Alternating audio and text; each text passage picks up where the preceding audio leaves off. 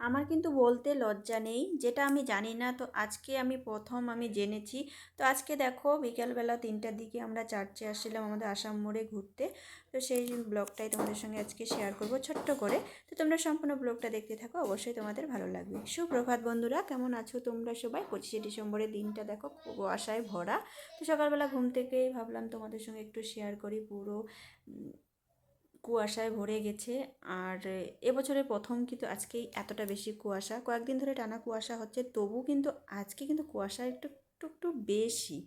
আর এই দেখতেছো না, আমার পেঁপে গাছটাতে 3টা মাত্র পেঁপে ধরছে, আর জানি না পেঁপে হবে কি না। তো তোমাদের একটু একটু চারপাশটা ঘুরে দেখাচ্ছি। আর সকাল সকাল এই ঠান্ডার মধ্যে আমার না কাজের আগে একটু ঘুরতে বেশি ভালো লাগে, বা গরমের দিনে আমার মাতা রানীকেও কিন্তু একটু তোমাদের সঙ্গে দর্শন করে দিলাম, তোমরা সবাই প্রণাম করে নাও। তারপরে আর কি করব, দেখো পায়ে মোজা, হাতে শুধু মোজা নেই, কান বেঁধে তারপরে সোয়েটার সব কিছু পরে কিন্তু আমি কাজে লেগে পড়লাম। ঠান্ডা তো খুব ঠান্ডা। আর কয়দিন আগে যে আমার ঠান্ডা লেগেছিল না, তো যাই হোক এখন ঠিক হয়ে গেছে। কী করবো বলো, ঠান্ডা বলো, আমার তো আর ছুটি নেই। আমাদের বাড়ির বউদের কিন্তু কাজ করতেই হবে, আমাদের কিন্তু মানে আমাদের কোনো কিছু কিন্তু ছুটি নেই। তো এদিকে দেখো উঠোন ঘর ঝাড়টার দিয়ে আমি বাসি ঘর একবারে মুছে নিয়ে নিলাম। আর এই ঠান্ডা ঠান্ডা যদি ঘর না মুছি না, আর কিন্তু পরে আর মোছার সময় পাবো না। আর এদিকে আর যেটা আমি এতদিন জানতাম না বন্ধুরা, সেটাই তোমাদের সঙ্গে আমি আজকে শেয়ার করব। তো সত্যি কথা বলতে সত্যিই কিন্তু আমি জানতাম না। আর আমি কি বলতো, সত্যি কথাটা বলতে বরাবরই লজ্জা পাই না, মানে আমার খারাপ লাগে না, ভালোই লাগে। যেটা আমি জানি না, দেখো শেখার তো কোনো বয়স হয় না বলো। যেটা আমি জানি হয়তো তুমি জানো না, বা তুমি যেটা জানো আমি জানি না। তো এভাবেই কিন্তু আমাদের অনেক কিছু শেখা হয়।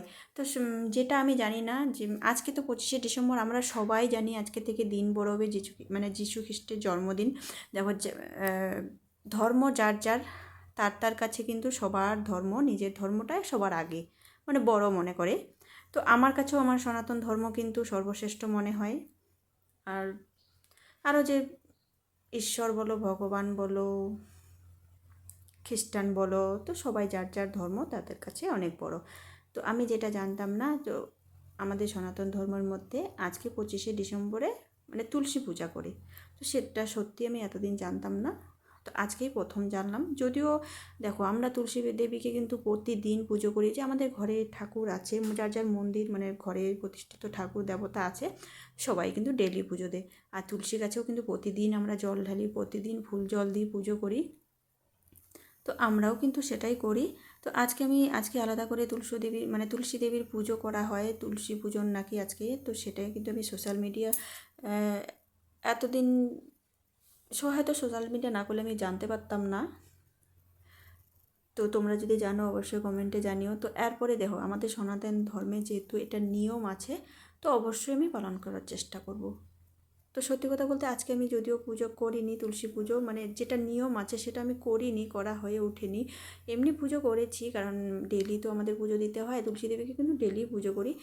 তো আলাদা করে তুলসী দেবীর পুজো করা হয় সেটা জানতাম না, সেটা আজকে জানা হলো, অনেক বড় আমার কাছে এটা। তো এরপরের বছর থেকে আমি চেষ্টা করবো পুজো করার। তো দেখো এখানে হচ্ছে আমাদের বাড়ির পাশেই চার্চ, যেহেতু বাড়ির উল্টো দিকেই, বেশি দূর না, বাড়ির পিছনে যে মাঠটা আছে, মাঠ পেরোলেই রাস্তার দিকে কিন্তু আসাম মোড়ে যে বিশাল বড় চার্চ। তো এইখানে চার্চে আসছিলাম ঘুরতে, এখন মানে 3:30টার দিকে, হ্যাঁ 3টা কি 3:15, 3:30 বাজে। তো তখন আসছিলাম রাজদীপ, রণদীপ আর আমি। তো যদিও বিয়ের পর প্রথম এই দিনের বেলায় আমি আসছি, মানে এত বেলায় আর কি। আর আসি, প্রতি বছর আসি, ভালো লাগে বলে আসি। অনেক লোক আসে। আর ওদের মধ্যে মানে খ্রিস্টানদের মধ্যে কিন্তু পুজো কালকেই হয়ে গেছে, 24 তারিখে ওদের পুজো হয়ে যায়। আর আজকে কিন্তু বাঙালিরাই এখানে বেশিরভাগের বাঙালিরাই ঘুরতে আসে। তো আমরাও এসেছিলাম, তো মানে দিনের বেলায় আসছিলাম, পুরোটা ঘুরিয়ে তোমাদেরকে দেখাইলাম, আমরাও দেখলাম। এবার বাড়ি যাচ্ছি, টাটা সবাইকে। কেমন লাগলো ভিডিওটা?